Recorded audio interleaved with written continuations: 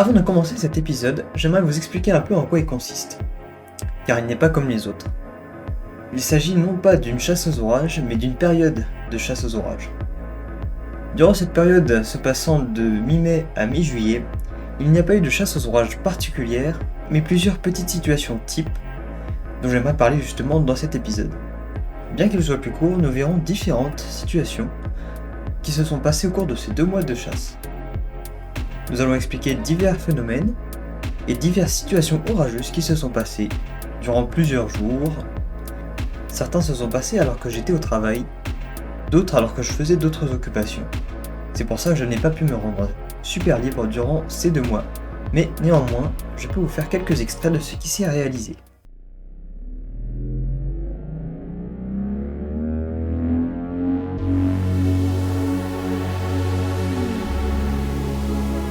Alors que la saison orageuse 2024 était bien entamée, j'étais dans une période assez stressante de ma vie. C'était la période où je passais le permis. Alors bien sûr, je continuais de consulter les radars, mais je ne m'attendais pas à la tournure qu'allait prendre cette journée du 23 mai, par une occasion aussi banale. C'était par une heure de conduite qui s'était passée plutôt normalement, mais alors que je venais de faire mon heure, la deuxième personne faisait à présent son heure, de gros nuages noirs se formaient un peu partout autour, ce qui paraissait assez étrange pour une soirée où il avait fait aussi beau. Et puis rapidement, une cellule est venue m'interpeller. Elle était assez exceptionnelle et beaucoup plus noire que les autres, voire même un peu plus dorée par rapport aussi aux lueurs du coucher de soleil. La voici d'ailleurs sur le radar. Et puis rapidement, j'allais me rendre compte qu'elle allait prendre un caractère supercellulaire. Elle s'était déjà constitué son fameux wall cloud. Le nuage mûr, ou wall cloud, de son vrai nom Murus, est un renflement nuageux souvent de forme pédestrielle qui indique la position du courant ascendant. C'est souvent sous ce nuage que l'on retrouve les tornades. Dans le cas-ci présent, je n'ai pu prendre que 2 clichés.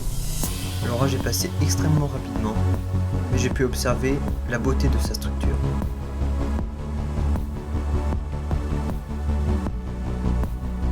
Il faut savoir que mon métier, c'est la maçonnerie.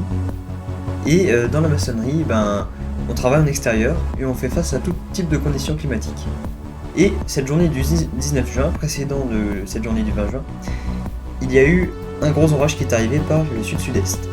Et cet orage est devenu très puissant. Il est passé sur nous, j'étais sur l'échafaudage à ce moment-là. Malheureusement, les éclairs n'étaient pas visibles, il y avait quand même pas mal de pluie. Et par la suite, l'orage s'est éloigné, mais on pouvait toujours le voir à des kilomètres de distance. Il a pris une tournure beaucoup plus grande, formant une grande ligne qui a traversé le Maine-et-Loire et faisant de ce département le département le plus foudroyé ce jour-là, avec plus de 1000 impacts recensés. Ça a été une journée exceptionnelle, et pour autant ce n'était pas fini car le lendemain ça allait donner aussi de son plein. C'est dans cet après-midi du jeudi 20 juin que les orages ont fait leur grand comeback. J'ai pu prendre 2 clichés de ces orages qui sont passés à seulement quelques kilomètres du chantier. Décidément, ils ne nous laissent pas tranquilles ceux-là. Le soir, en rentrant du travail, j'ai voulu essayer de filmer ces développements, mais malheureusement, il n'y a pas eu de succès. Ils se sont disloqués par la suite, et je me suis contenté de faire un timelapse de leur dissolution.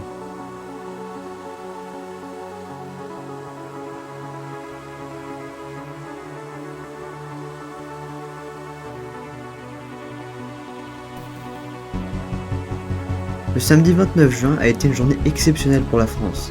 En effet, Kyronos avait mis en évidence une carte avec une vigilance rouge aux orages violents du côté du nord-est de la France. Et quant à moi, j'étais pris.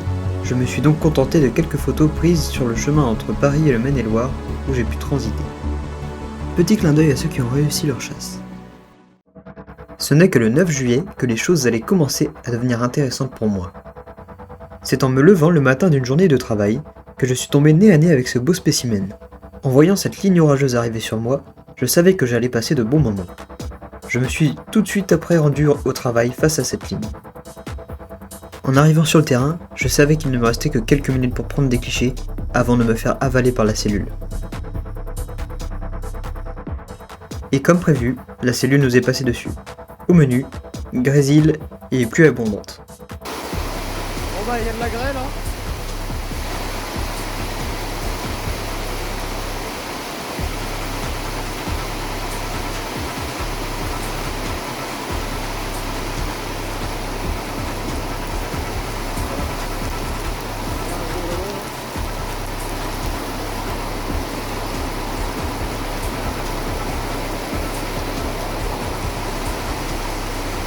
Et ce n'était pas fini. Un autre orage encore plus virulent allait prendre sa suite, quelques dizaines de minutes après. Le voici pointant ses premières lueurs. Et après ça allait être très rapide.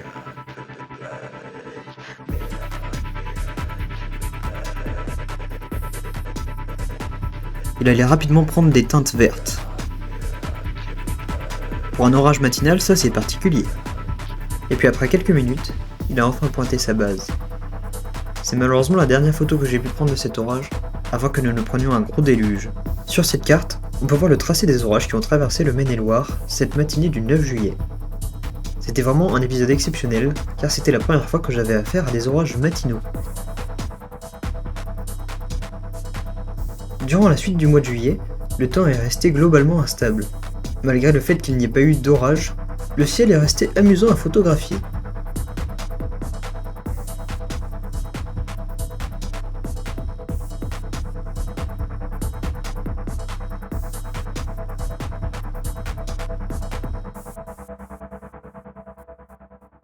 Si je devais résumer globalement cette période, je dirais que c'était quand même assez pressé par le temps.